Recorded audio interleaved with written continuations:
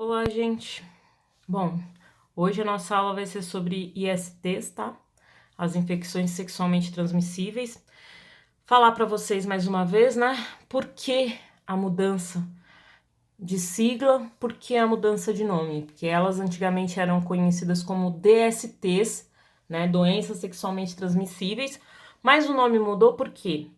Porque infecções vamos dizer assim, nem sempre apresentam sintomas, tá? E as doenças, para ser uma doença no corpo, tem que necessariamente apresentar sintomas, tá? Por isso a mudança de nome, porque essas infecções sexualmente transmissíveis geralmente são silenciosas, né? Elas não apresentam nenhum sintoma e aí de repente a pessoa vem a falecer e só sabe que tá com uma IST quando ocorre o seu falecimento, ou quando a doença está num estágio que não tem mais cura, tudo bem? Bom, são várias as ISTs, tá? Mas a gente vai tratar delas em outro momento, em outro vídeo, que nós estamos já preparando, tá? Agora nós vamos falar dessas duas principais, tá? Sífilis e a AIDS, por quê? Porque elas ainda têm um número muito grande de pessoas infectadas, tá? Aqui no Brasil e no mundo. Então, eu achei interessante falar um pouquinho, principalmente sobre a história delas, tá? Porque, assim, sintomas, tratamento, a gente vai falar um pouquinho, só que essa parte, vamos dizer assim, que qualquer livro que vocês olhem, qualquer site que vocês olhem, vai ter lá sintomas, tratamento e etc. Só que essa parte histórica da doença vai ser um pouquinho mais difícil de vocês encontrarem. Aliás, também tem no Google, obviamente, né? Eu também encontrei essas informações pelo Google, mas é interessante. Eu achei bem interessante falar sobre isso, tá? Bom, e por que camisinha de Vênus? Por que a gente vai tratar de sífilis e AIDS e a camisinha de Vênus? Bom, a história da camisinha de Vênus. A camisinha, ela é o único método contraceptivo e contra as ISTs. É o único método que tanto previne gravidez como infecções sexualmente transmissíveis. Por isso que eu acho interessante trazer um pouquinho da história da camisinha para esse momento, tá? Bom, as doenças sexualmente transmissíveis, que hoje em dia são chamadas de infecções sexualmente transmissíveis, elas tiveram o nome de doença venérea na Grécia, tá? E por que elas tiveram esse nome? Porque, assim, achava-se que, né, pela mitologia grega, Vênus era a deusa... Mitologia grega não, mitologia romana, se eu não me engano. Era a deusa do amor, né, do sexo, da... E aí, achavam que, como essas doenças eram vindas através de relação sexual, né, e a deusa era Vênus, então chamaram de doenças venéreas, tá? Vênus era a deusa do sexo mesmo, do amor e do sexo, tá bom? Então por isso que era chamado de doenças venéreas, tá? Foi chamado assim por muito tempo. E depois DSTs e agora ISTs, tudo bem? Bom, primeiro vamos falar da sífilis. Olha só, a sífilis é uma doença que, quando a pessoa contrai ela, é uma doença sexualmente transmissível. Por quê? Porque ela é transmitida através das relações sexuais, né? E ela ocorre em 3 etapas, tá? A primeira etapa, a pessoa pega a sífilis e tem uma série de sintomas, certo? E só que com algum tempo, tomando remédio ou não, esses sintomas desaparecem. A pessoa entra então na segunda fase da doença, a segunda etapa da doença. A bactéria. A bactéria fica um tempo incubada na pessoa, certo? A pessoa fica lá bela e feliz, achando que não tem sífilis, só que, dependendo do tipo de relacionamento que ela tiver com outras pessoas, né? Relacionamento sexual, né? Se ela for uma pessoa que tem relacionamento sexual à torta e à direita e sem usar né, nenhum tipo de preservativo, ela vai passar sífilis à torta e à direita, tá? Sem saber que está com a doença. Isso é um grande problema e por isso que a sífilis ainda é uma das doenças, vamos dizer assim, infecções, né, sexualmente transmissíveis, com mais números de pessoas infectadas, tudo bem? Justamente por conta dessa segunda fase da doença aí, que é assintomática, que a pessoa não sente sintoma nenhum, acha que está livre da doença. Só que aí, com o tempo, vem a terceira fase da doença.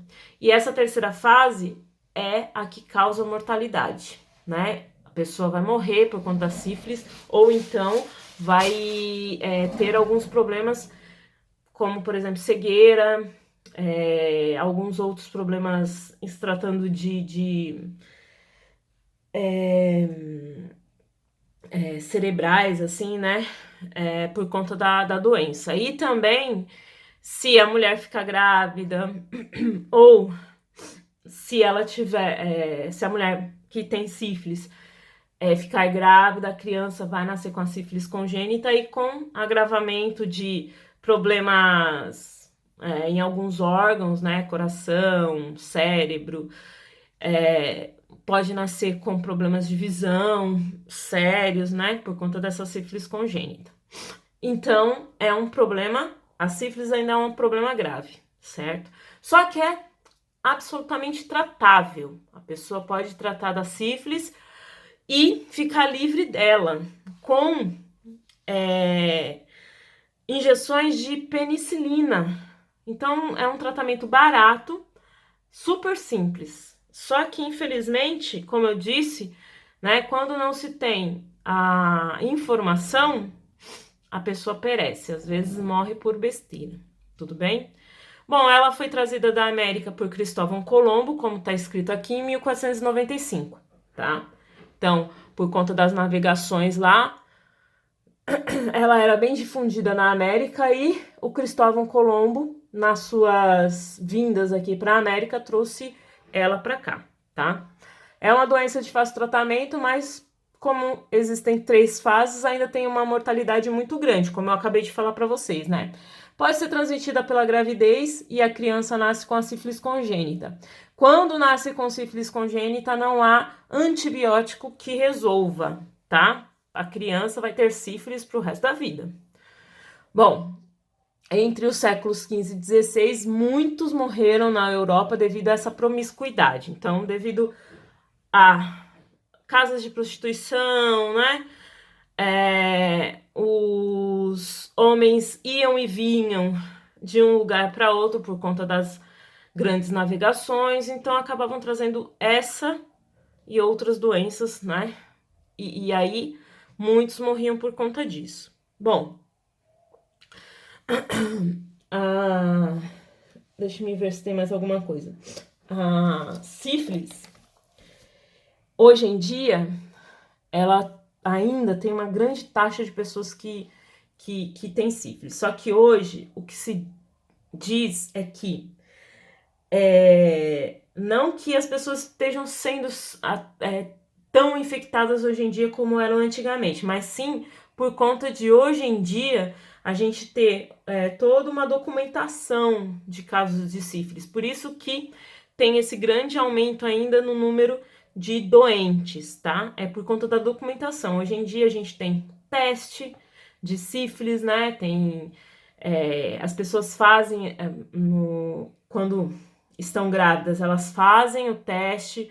Quando elas, a qualquer momento, tiveram aí relação sem uso de preservativo, pode ir no posto para fazer o teste para ver se contrai alguma doença, alguma infecção sexualmente transmissível. Então, quer dizer, tudo isso é documentado, tudo isso vira dado, né, para ser estudado. Então, por conta disso, tanto sífilis como AIDS, hoje em dia, parece que o número aumentou, mas na verdade é por conta dessa documentação que está sendo melhor feita hoje em dia. Tudo bem? Bom, vamos lá para a história da AIDS, que é muito interessante. Por quê? Porque a gente ouve falar aí que a AIDS surgiu por conta de relações sexuais entre macacos, né, chimpanzés, porque são os chimpanzés que têm o vírus da AIDS, o HIV, tá? Só que neles o HIV não é letal, não faz absolutamente nada no corpo dos chimpanzés, tá?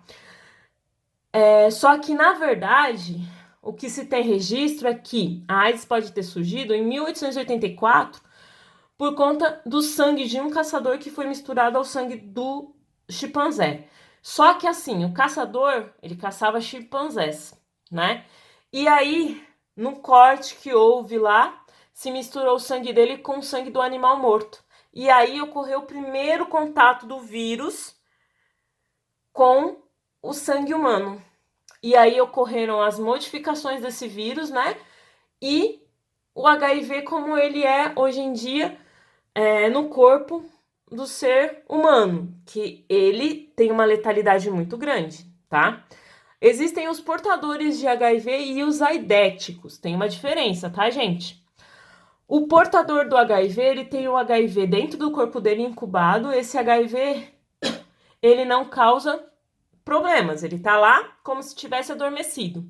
No momento que ele acorda, né, ele começa a sua atividade dentro do corpo, dentro do sangue humano, né, que ele afeta os linfócitos T, CD4, aí a AIDS, que é a doença, ela é disseminada no corpo da pessoa, tudo bem? E aí a pessoa tem um grande risco de morte. Hoje em dia, nós temos muitos medicamentos que fazem com que o HIV fique dormindo no corpo. Então, as pessoas que têm HIV hoje em dia têm uma esperança de vida muito maior do que alguns anos atrás, quando ela surgiu, né? Em 1980, nós tivemos uma grande epidemia de AIDS em 1990. Muitas pessoas morreram nessa época, né? Principalmente o que a gente chamava de grupos de risco, porque em 1982, quando a AIDS chegou no Brasil, ela era chamada assim de doença de grupo de risco dos 5Hs, tá? Esses 5Hs querem dizer o quê? Homossexuais, hemofílicos, haitianos e heroinomanos, que eram usuários de heroína injetáveis, e os hookers, que eram os profissionais de sexo, né? Que hooker é profissional do sexo em inglês, tudo bem? Então, por isso que ela era chamada doença dos 5Hs, por quê? Porque eles eram um grupo de risco.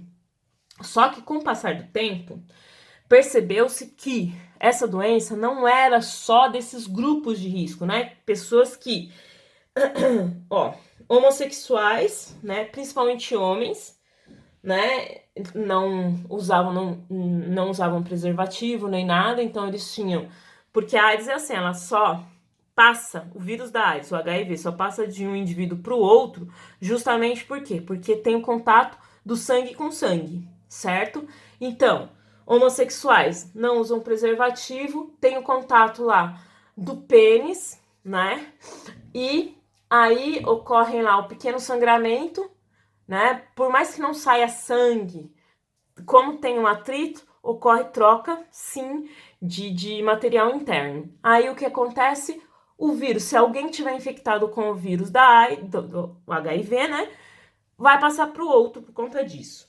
Os hemofílicos, por quê? Porque os hemofílicos, eles eram as pessoas que precisavam de sangue, né, de transfusão de sangue, eles têm dificuldade de coagulação, então eles têm que receber plaquetas constantemente, toda semana, né?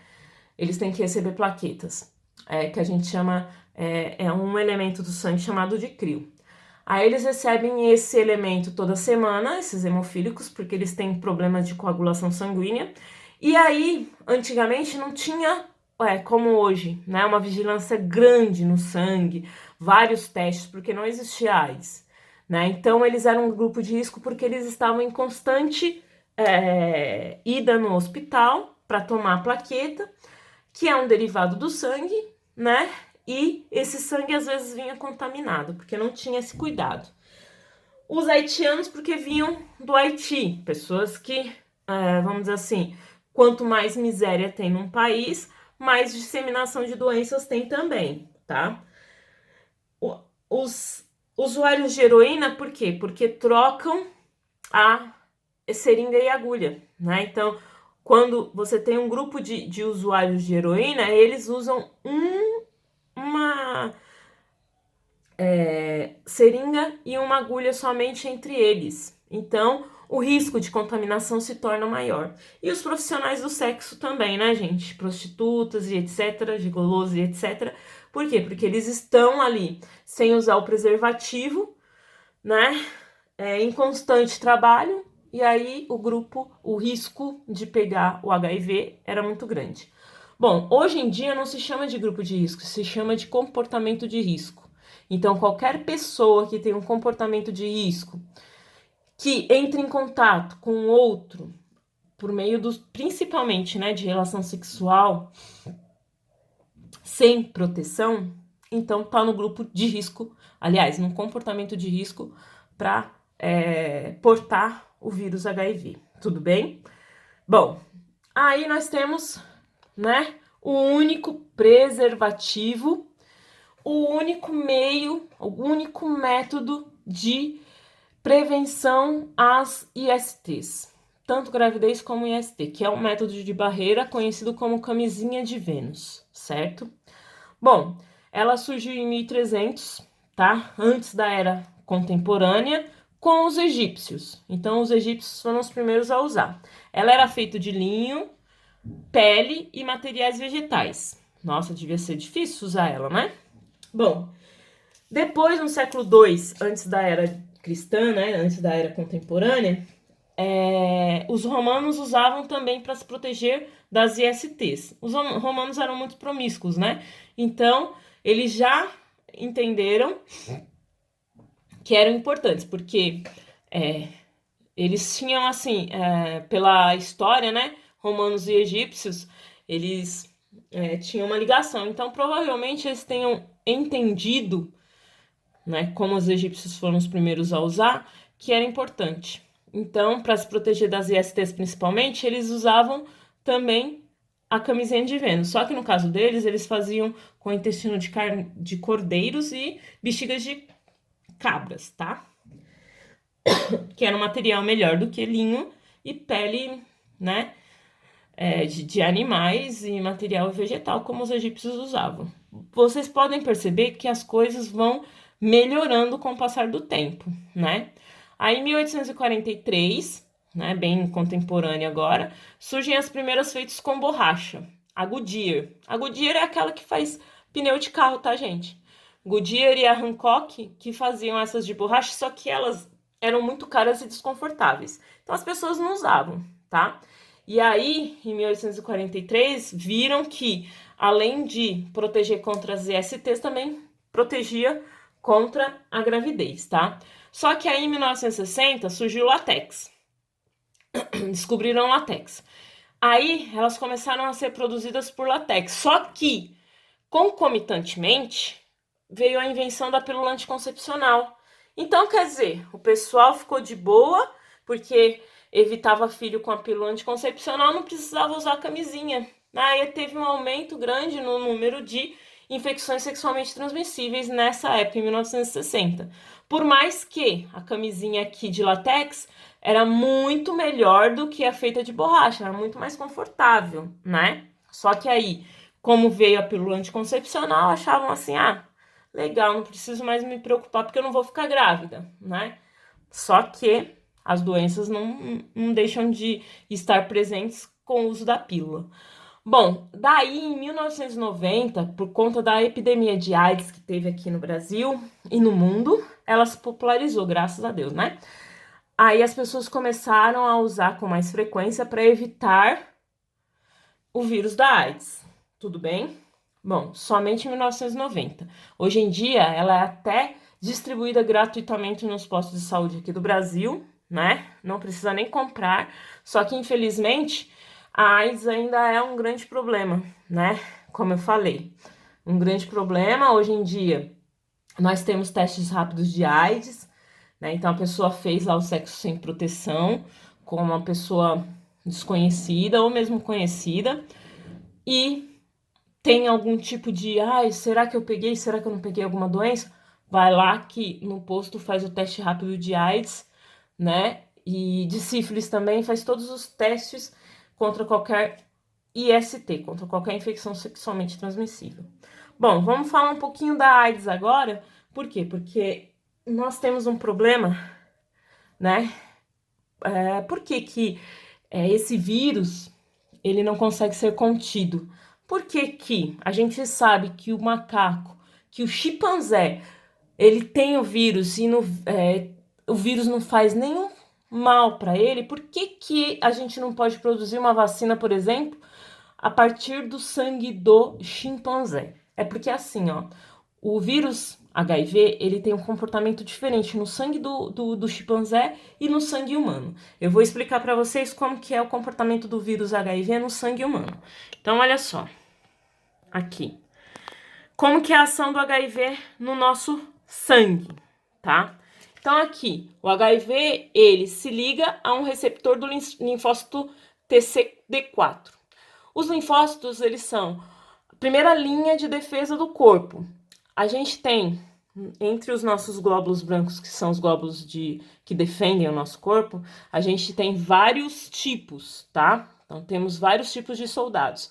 Os linfócitos são os primeiros, e o HIV ele é tão inteligente que ele vai fazer com que a primeira linha de defesa fique indefesa, né? Ele vai se ligar justamente aos linfócitos TCD4, tá? Bom, uma vez que ocorre essa ligação, ocorre uma fusão da membrana entre o vírus e a célula. Então, eu tenho lá o linfócito, o vírus está aqui, ó, ele se funde e aí ele libera dentro do interior o seu material genético. Então, aqui dentro vai ser liberado o RNA, né? E aí, o que acontece? O material genético viral entra no núcleo da célula. Então, o núcleo da célula está aqui. O núcleo da célula tem o DNA da célula. Esse RNA viral, ele vai se fundir ao DNA humano e aí ele vai tomar conta da célula. E aí ele vai fazer... A célula vai começar a trabalhar para o vírus. Aí o vírus vai se reproduzir aqui dentro da célula, ó. O HIV começa a se reproduzir no CD4, até que essa morre. Então, aqui fica tão cheio de vírus, né? Porque ele se reproduz rapidamente, a célula explode. A quantidade de vírus é muito grande, a célula vai explodir. Aí, o que vai acontecer? Cada HIV vai tomar conta de um outro linfócito TCD4. E aí, cada um dos HIVs vão acabar se reproduzindo em cada célula e vão tomar conta da célula, vão se reproduzir, vão fazer com que essa célula exploda e aí o processo vai, né, o ciclo vai se dando e vai se matando cada vez mais células, até que não sobre nenhum do sistema de defesa, né, dos linfócitos TCD4. Daí o que acontece? A pessoa morre? Não, não morre. Só que qualquer tipo de vírus ou bactéria que entre no corpo da pessoa, né, que já chegou nesse montante, ela já não é portadora do vírus HIV, ela aqui já é aidética, tá? Aí o que acontece?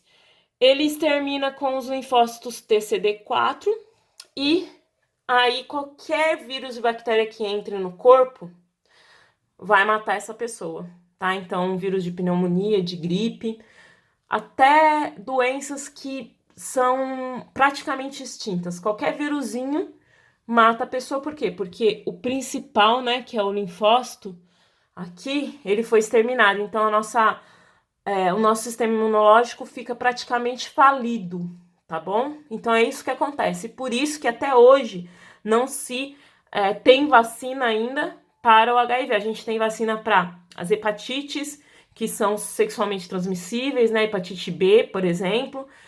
Mas não temos, a gente tem pro HPV, né? Que a gente vai falar em outras aulas, mas a gente não tem pro HIV justamente por quê? Porque é um vírus que se instala justamente na nossa primeira linha de defesa, que é o linfócito T, tá? Tudo bem? Bom, a nossa aula de hoje é essa. Qualquer dúvida que vocês tenham, entrem em contato comigo pelo WhatsApp, que eu vou tentar esclarecer, como sempre, tá? Espero que tenha, vocês tenham entendido alguma coisa, tá? Se não entenderam, entre em contato comigo. Muito obrigado pela atenção de todos.